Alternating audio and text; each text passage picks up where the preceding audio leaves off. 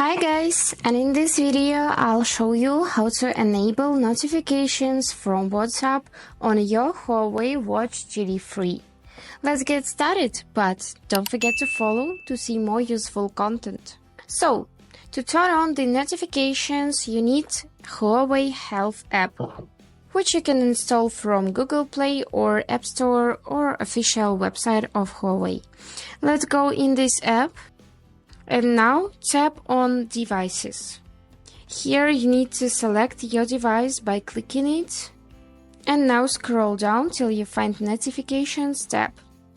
Now you need to turn on WhatsApp from the list of other apps. And now let's check how it works. As you can see, I have received some notifications from WhatsApp, but unfortunately I cannot answer the person. By tapping here, I can only delete this message because there is no app installed in this watch and you can't install it either.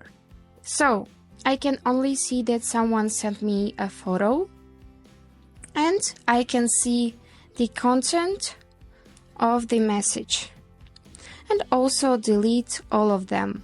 And that's all. I hope this video was helpful for you. Thank you so much for watching.